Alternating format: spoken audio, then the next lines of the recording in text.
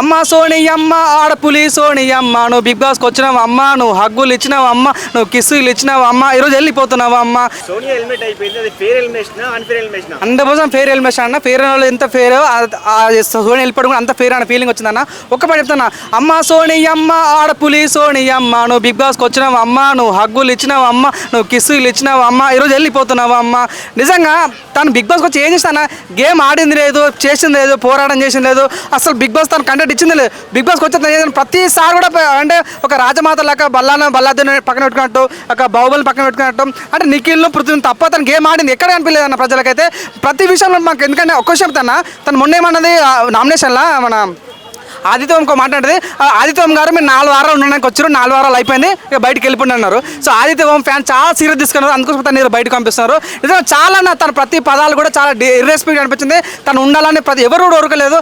చూడండి, ఫస్ట్ నుంచి చెప్తాను, తన దేశం ఫస్ట్ ఏంటంటే ఫస్ట్ వచ్చి రాగానే శేఖర్ భాషతో డైనల్ అద్దుకొని తిని అన్నది. అది చాలా మంది చాలా ఫీల్ అయ్యారు. తర్వాత విష్ణుప్రియతో ఏమంటది, సో నీకు తల్లిదండ్రులు లేరు కాబట్టి నువ్వు నాకు తల్లిదండ్రులు ఉన్నారు కాబట్టి నాకు డ్రెస్ స్టైల్ మంచిగా అంట. అక్కడ ఫ్యామిలీ ఆడడం చాలా డిసప్పాయింట్ అయ్యారు. అక్కడ చాలా డిఫరెన్స్ ఉంది. ఒక నిఖిల్కి ఏమంటది, నిఖిల్ నువ్వు సిగరెట్ మానేరా, నువ్వేం అడిగిన ఇస్తా ఉంటుంది. అంటే ఇది బిగ్ బాస్ షోనా ఫ్యామిలీ షోనా అర్థం కాదంటే ఈమె అసలు మేము చూసామన్నా. నేను బేబీ సినిమా చూసిన, బేబీ సినిమాలో వైష్ణవ్ చూసిన, మన రతికను చూసిన, రాధికను చూసిన, మన డిజెట్లో లిల్లిని చూసిన, మన ఆర్ఎస్ఎన్లో హీరోని చూసిన, కానీ వీళ్ళందరికన్నా మించిన ఎవరు అంటే సోనియా అని చెప్పుకోవచ్చు అన్న. నిజంగా ఈ రకంగా ఉండడం వల్ల ప్రజలకు చాలా రకాలు నచ్చలేదు అన్న. అంతేకన్నా మనం చూసుకుంటే మన విష్ణుప్రియ చాలా రకాల దోష ఉడకలేని ఆ విషయంలో కానీ ప్రతి విషయంలో ఇర్రెస్పెక్ట్గా మాటలు పడాలనేది నిజంగా ప్రజలు నచ్చలేదు. సో ఎనీవే అన్నది ఈరోజు అయితే తను వెళ్ళిపోవడం చాలా హ్యాపీగా ఉంది. నాకు దసరాకు ముందు ఒక మంచి పండుగ జరుపుకున్న ఫీలింగ్ అయితే కలిగింది. I wish you all the best Bigg Boss. ఇప్పటి నుంచి మంచి బిగ్ బాస్ ఉంటానని కోరుకున్నాను.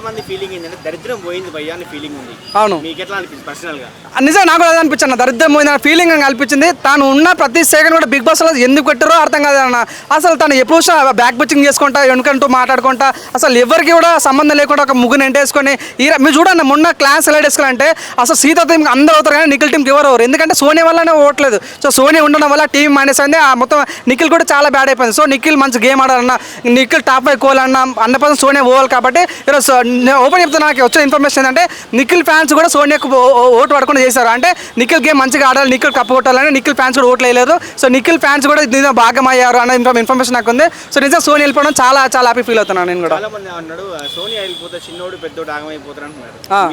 అన్న ఏం లేదు, నా సోనియా వెళ్ళిపోవడం ద్వారా నిజంగా నిఖిల్ తన గేమ్ తను ఆడతాడు. అంటే పాముతో ఏమంటుంది అన్న, చెడు వాళ్ళతో స్నేహం చేసేవాడు చెడుతూనే పోతారు అన్నట్టుగా నిజంగా ఇన్ని రోజులకు నిఖిల్ చెడ్డ వాళ్ళతో స్నేహం చేశాడు.